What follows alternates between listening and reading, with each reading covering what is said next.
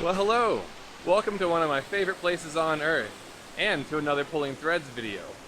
I call this Dogwood Falls because there's a dogwood out here that I come visit every year when she's in bloom. If I can. And I barely made it this year. And I figured this would be a great opportunity to talk about beauty and the beauty in nature and how it compares to the beauty of art.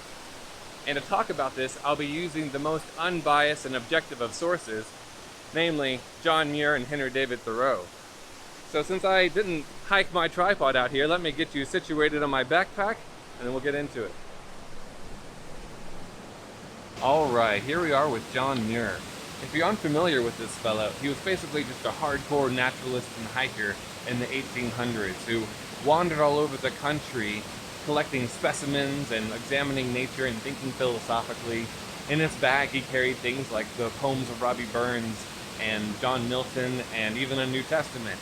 So today I thought we'd look at a couple of his thoughts in A 1,000-Mile Walk to the Gulf. Because yeah, he was just that cool. He did a 1,000-mile walk to the Gulf while sleeping in graveyards and attics and wherever else he could find a place to stay. But in particular, we're going to look at chapters 1 and chapters 4, where he talks about how the beauty of untended nature compares to the tended beauty of a garden that we make. So jumping right in chapter 1, he says of Kentucky that I never before saw nature's grandeur in so abrupt contrast with paltry artificial gardens.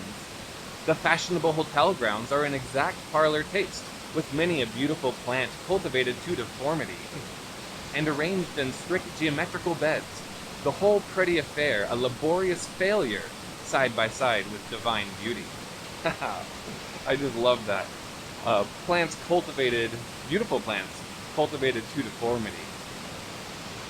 So though we put all our labors into tend these gardens, they still pale in comparison to nature for some reason.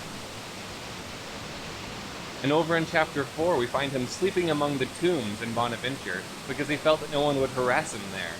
And as he's exploring the graveyard, he realizes how nature is reclaiming it. He says, part of the grounds was cultivated and planted with live oak about 100 years ago by a wealthy gentleman who had his country residence here, but much the greater part is undisturbed.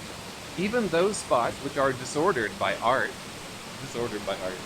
nature is ever at work to reclaim, and to make them look as if the foot of man had never known them. And over on the next page he continues, it is interesting to observe how arduously nature seeks to remedy these labored art blunders. She corrodes the iron and marble and gradually levels the hill which is always heaped up. And then he describes the invasion of nature by saying, arching grasses come one by one. Seeds come flying on downy wings, silent as fate, to give life's dearest beauty for the ashes of art. Life at work everywhere, obliterating all memory of the confusion of man. I love it. And that connects to things that he says in other places about how men are so prompt to think that nature is all for them, but really, we're just a part of nature. And I think this connects nicely to what Henry David Thoreau says in his essay, Walking. If you haven't read it, it's a good one, which you can see by how much I've underlined it. And in this small section of Walking, he talks about how he wishes that his front yard could be a swamp instead of a traditional front yard. He says, hope and the future for me are not in lawns and cultivated fields, not in towns and cities, but in the impervious and quaking swamp. And towards the bottom of the page he says, the most tasteful front yard fence was never an agreeable object of study for me. The most elaborate ornaments, acorn tops, or whatnot, soon wearied and disgusted me. Bring your sills, your windowsills, up to the very edge of the swamp, though it may not be the best place for a dry cellar.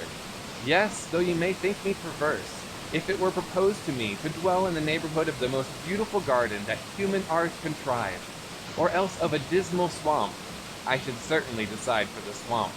How vain, then, have been all your labors, citizens, for me. Well, I'm sure he still used public roads sometimes. But I've always loved what Muir and Thoreau said about how our art pales in comparison to nature's art. And for me, when I was young, this took the form of appreciating simplicity but not the kind of simplicity you often see in minimalistic homes, although some of that appeals to me as well. But I like the simplicity of effort more than I do the simplicity of design, if that makes sense. It's not just saying I'm lazy, but I think of like a floating shelf. A floating shelf is nice and simple looking, but it takes a lot more engineering to get the shelf to stand up. An easy example is, of course, a yard, like Thoreau was talking about. I'd rather have my yard overgrown with just a few paths here or there that were tended or just trod down. And that, to a lot of people, looks chaotic and not simple. But really, that is the simplicity of effort, which allows nature to do the cultivating as much as you can have nature in a yard. And therefore, by just restraining your hand, you allow nature to form beautifully intricate things around you, maybe with some reintroduction of native species. And so my yard right now hasn't been mowed in 3 years, but because of that, I have a diversity of plant life in there, which I greatly appreciate. But even better is the fact that I have 2 firefly seasons, which is really fun.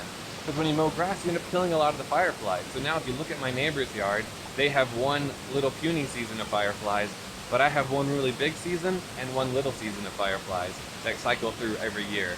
And so by putting in less effort, I get more beauty out of it because nature takes care of the intricacy. I feel that if I were to try to design a beautiful yard and tend it to make it stay beautiful in my mind, the intricacies of the beauty could only be as deep as the intricacies of my mind, whereas if I let nature take her course, she'll donate her infinite intricacies. Anyway, I hope you enjoyed the quick thought by Thoreau and Muir. If you haven't checked them out before, give them a go. They're pretty great and definitely thought-provoking. But I'm going to let you go because I'm going to go for a swim. Have a good one. Bye.